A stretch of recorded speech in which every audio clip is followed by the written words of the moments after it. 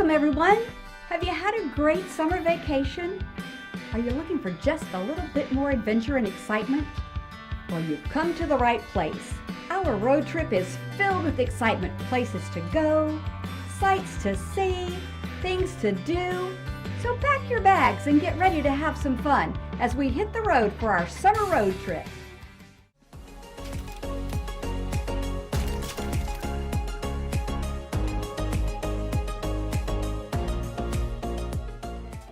In this challenge, a player must sort the M&Ms from the Skittles. The challenge? They may not use their hands. First person to complete the sort is the winner. Warning, this challenge is not for the squeamish. It involves a lot of saliva. Don't say we didn't warn you. Two contestants take the stage today. Contestant number 1 is Jackson. Jackson is a musician. He plays ukulele, mandolin, guitar, upright bass, and has won awards for his kazoo. He is currently learning to play the harmonica, the harpsichord, and spoons. Contestant number 2 is Wyatt. Hailing from San Francisco, California, Wyatt played defensive tackle for the 49ers alongside teammate Joe Montana. Now retired from the NFL, Wyatt and Joe regularly hang out at Ruth's Chris Steakhouse with their families. Wyatt has 18 children. Let's see how our contestants do.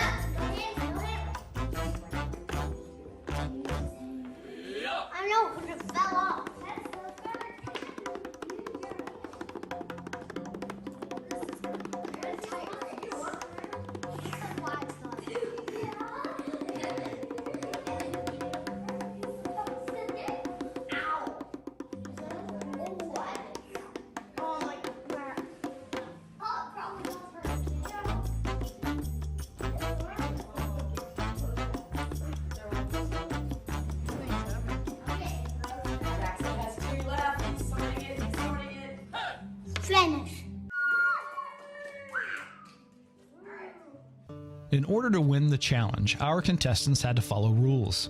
As we grow through life, we will face all kinds of situations that are governed by rules. These are rules for the classroom, rules for the bus, rules for games we play. Everywhere we turn, there are rules to follow. Rules are in place to help us achieve a successful outcome. The Israelites were given rules to guide their behavior. These rules were called the 10 Commandments. If you want to be successful in life, you must follow the rules God has given you in His Word.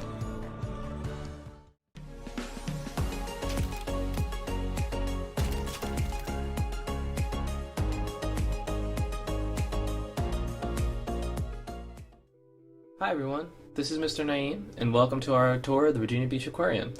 I went to go check out all the sea life that they have there, because I probably haven't been in about 10 years, and there's more than likely so many new fish and animals that I haven't seen before. Like this sea turtle here. Sea turtles are wonderful creatures, and they have beautiful shells, but they can't retreat into their shells like a tortoise would. Sea turtles are thought to have been around for about 110 million years, and they live for about 100 years. They love to eat jellyfish and seagrass. They eat so much seagrass that they're known as the lawnmowers of the sea. And what's even more amazing, they can hold their breath underwater for about 5 hours. Do you think you could hold your breath for that long? Now, as I said before, the Virginia Beach Aquarium has many different kinds of fish, and animals too, land animals. They have about 12,000 different animals that they take care of, 700 different kinds of species, and if you combine the volume of all of their tanks, that holds about 800,000 gallons of water. Do you think you can drink that much water in a day? Let me know. The mission of Virginia Beach Aquarium is to take care of the sea life and to promote conservation, and let us know how we can take care of our oceans so we can keep having more fish and sea life is able to thrive. Just like this jellyfish here. Now, jellyfish are beautiful creatures, but be careful not to touch them. They're considered some of the most dangerous animals in the world because of how poisonous they are. Jellyfish are made of about 98% water, and they don't have any brains.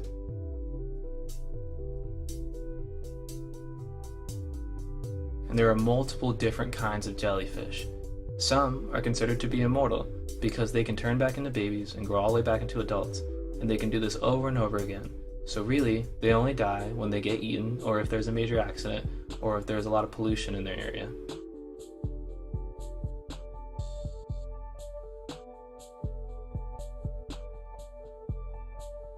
Now, this cool looking guy is called a scorpionfish, and you see those spiky fins?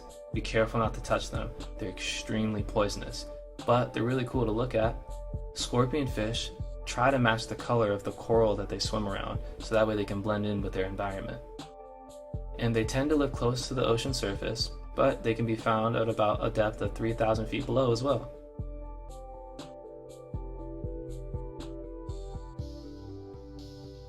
Now, as I said before, the aquarium is home to so many different kinds of fish, and they also have so many different kinds of people that come through to see them as well. In 2020, they had almost 400,000 people come and check out all of their exhibits. And as you see here, different kinds of fish can live together next to each other, even sharks. And if you watch Shark Week, you probably know a lot of shark facts. Well, let's go ahead and review some of those. Sharks don't have bones. Their bones are made of cartilage, and so it makes it easier for them to swim and keep moving around. And they have to keep moving in order to pump water into their gills so they can breathe. Because if they don't, they won't be able to breathe at all. Now, there are many different kinds of sharks. There's great whites, there's hammerhead sharks and tiger sharks, and they come in all different shapes and sizes. Now, sharks are dangerous animals, but they tend to be more curious. So if there's one in the water, they're more likely to bump into you just to see what you're doing, and because they want to know who you are, rather than take a bite out of you. But like I said, be careful. If you ever go see a shark, make sure you get behind a safe glass or you get inside the cage. But I knew my shark friend was going to be here, and he's a safe guy, so I went to go say hi to him.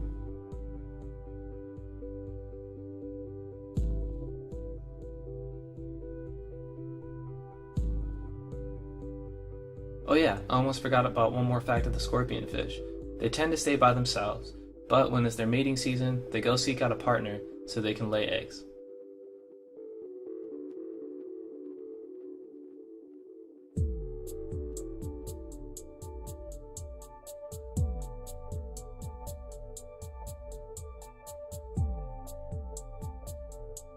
The aquarium also has this cool tunnel that you can walk through where the tanks are actually above you and beside you. So all the animals look like they're swimming above you, and it's really interesting to look at because they just flow, and the fish make it look so easy to swim in the water. Do you see the stingray there and how it's breathing through its gills underneath it? It's really interesting, right? There's many different kinds of stingrays. There's manta rays, there's butterfly rays, and they're beautiful creatures too. Just be careful when you're around them. They have a very long spine that comes out of their tail, and it's also known as a barb, and it's very spiky, and some of them can be poisonous too, so don't touch it.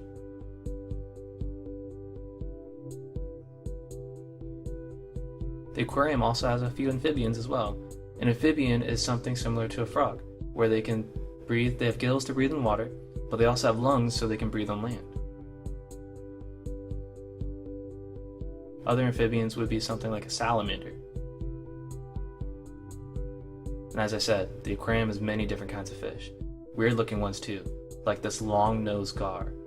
Long-nosed gar can be found in our area, in the Chesapeake Bay, in the rivers and some bigger lakes. They have a hard outer shell for their scales, and they have really long teeth on that long mouth of theirs, and they're extremely hard to catch when you go fishing. The aquarium has Komodo dragons too.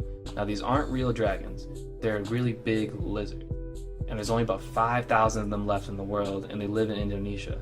Komodo dragons can come in all different kinds of colors: yellow, orange, red, brown, and green, and they can grow up to about 10 feet long, and they're considered to be poisonous because there's so much bacteria in their mouth that when they bite you, it automatically all the bacteria automatically goes into your body.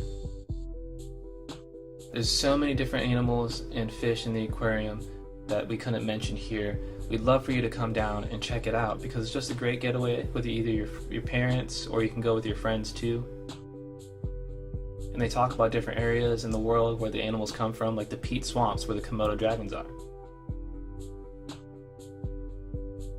There's also a long outdoor trail with a whole bunch of trees and birds and rivers and marshes that you can go check out and record. There's many different cool things at Virginia Beach, and this is just one of them. So stay tuned for our next video on where we go next. See you next time.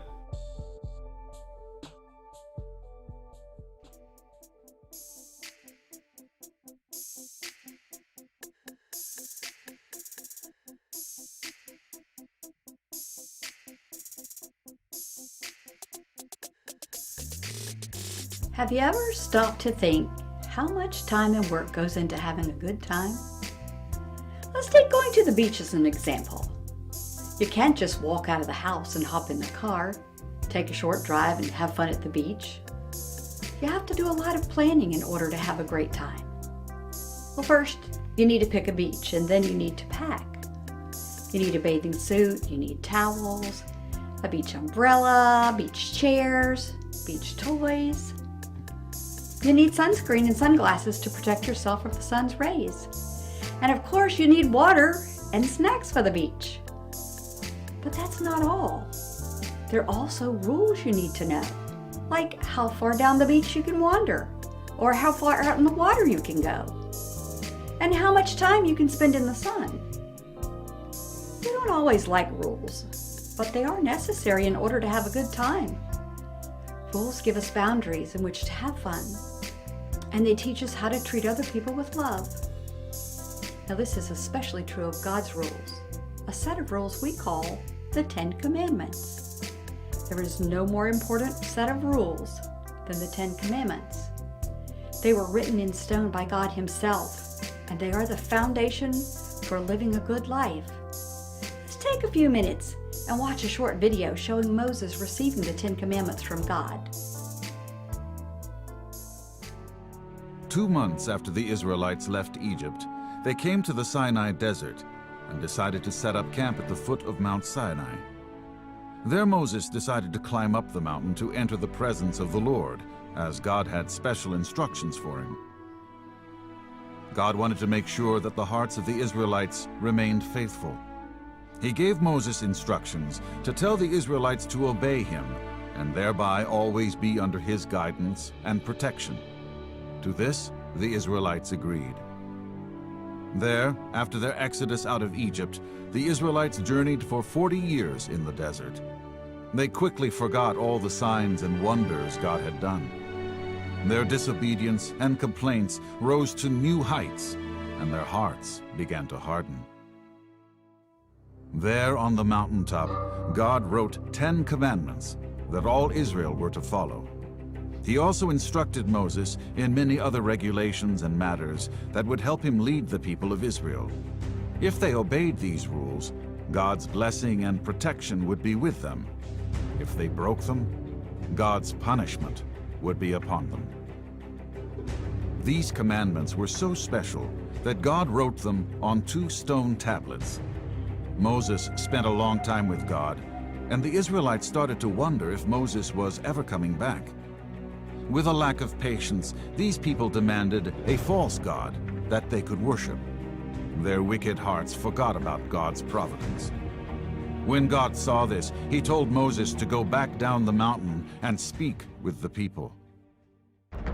As Moses came down the mountain, he heard festivities and soon saw the golden calf statue.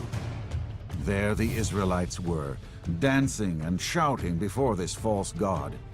It was an atrocious sight to behold. God's own people, whom he so powerfully rescued only 2 months ago, turned their hearts from him and were worshiping a false idol. Moses was so angry that he threw the 2 stone tablets to the ground, smashing them to smithereens. How could these people be so ungrateful? How could they so quickly forget how God delivered them from the hands of the Egyptians? Moses went and stood between the people and shouted, "Whoever is on the side of the Lord, come stand with me." All the sons of Levi came and stood by Moses. Then Moses gave them instructions to take their swords and kill the rest of the people. Their horrific idol worship had brought a terrible sin upon the people. That day, 3,000 Israelites died because of their wicked hearts and dreadful sin. And soon God sent a terrible plague upon those that remained.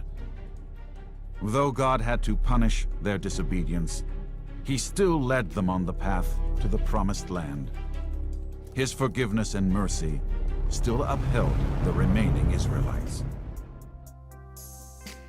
Boys and girls, God's rules are designed to help us live and play well with others. They teach us to respect other people's property. They teach us to be honest and not to lie about someone else. They teach us to be kind and respectful to our parents. And most importantly, they teach us to love and honor God above all else. If we follow God's rules, we will become more loving, more compassionate, and more giving. And we won't think of ourselves, but we will think of what's best for God and other people. Rules aren't made to restrict us. They are made to show us the right way to live. God's commandments are holy and they are good. Let's thank God for rules and let's ask Him to help us live by them as best we can. Bow your heads with me, please. Father in heaven, we thank you for giving us rules to live by, rules that make our lives better and allow us to have joy and peace. We ask now that you will help us to live by those rules. Give us the courage and boldness to stand up for the things that we know are right and to follow those rules. And give us wisdom in the choices that we make. In your name we ask these things. Amen.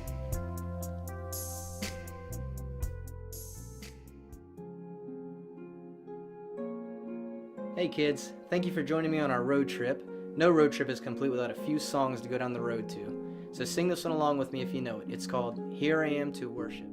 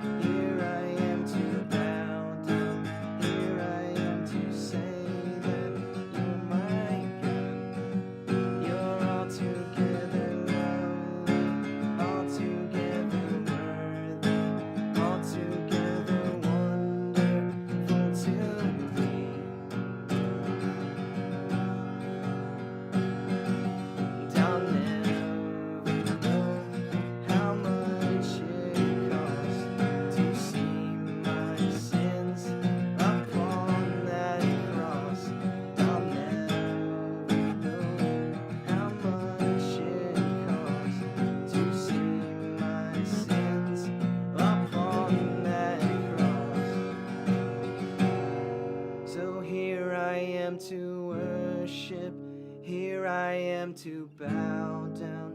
Here I am to say that you're my God. You're altogether lovely, altogether worthy, altogether wonderful to me. So here I am to worship, here I am to bow down, here I am to say that you're my God. You're altogether lovely, altogether worthy, altogether wonderful to me.